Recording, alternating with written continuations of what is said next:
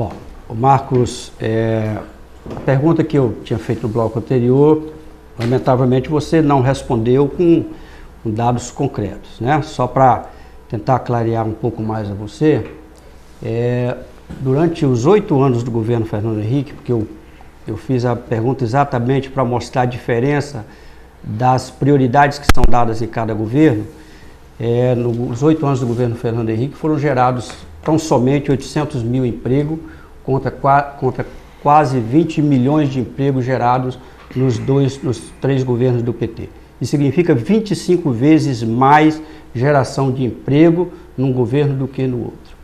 Nós temos hoje um salário valendo mais de 4 vezes em dólar o que valia antes e o que mostra claramente as diferenças de opção na preferência e nas prioridades que são dadas tanto no governo do Partido dos Trabalhadores, fazendo uma opção pela inclusão social, e um governo tucano, um governo do PSDB, em que a prioridade foi de fato administrar esse país para 1/3 apenas da sociedade, uma classe que sempre esteve recebendo os benefícios do governo em detrimento de 2/3 da sociedade.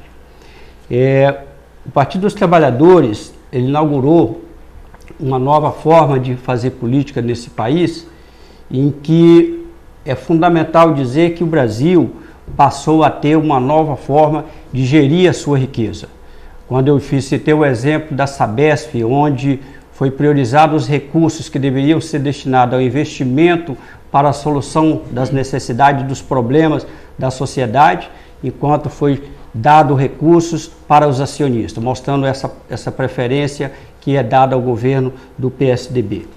Nós temos exemplos dos governos que estão associados aos governos tucanos. Eu não sei se você lembra do Cachoeirinha ou do Cachoeira, que era no estado de Goiás, em que esteve envolvido com aquelas práticas ilícitas, o Demóstenes Torres, que está hoje apoiando o seu candidato, e que se nós não fizermos uma reforma política, nem tampouco o PSDB e não tampouco o Partido dos Trabalhadores poderá se livrar dessa conjunção para poder garantir governabilidade. Isso é lamentável que o sistema político brasileiro tenha que fazer que é um governo presidencialista e que, na verdade, o poder acaba sendo exercido pelo Congresso Nacional. E hoje nós sabemos que o Congresso Nacional, com as forças retrógradas que estão colocadas lá, dificulta a organização dos interesses da população. Então, acredito que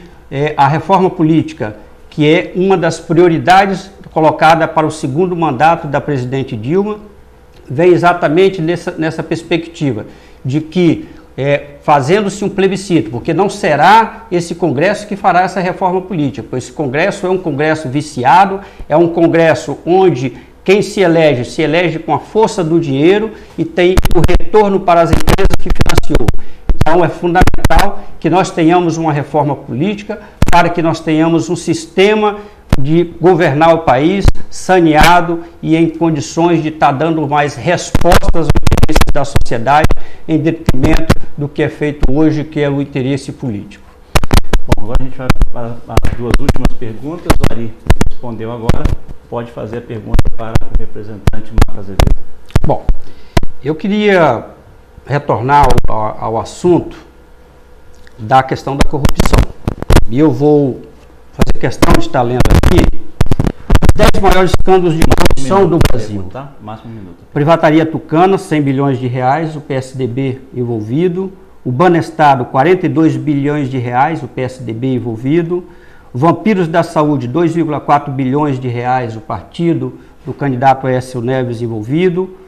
O escândalo do Banco Marca, que 1,8 bilhões de reais, PSDB. TRT de São Paulo, anões do orçamento, o escândalo da navalha na carne, o trem-salão tucano, que eu já tinha citado aqui antes, o Sudão, a máfia dos sanguessugas, enfim, vários atos e escândalos de corrupção envolvendo a sigla PSDB e o DEM, o seu principal aliado.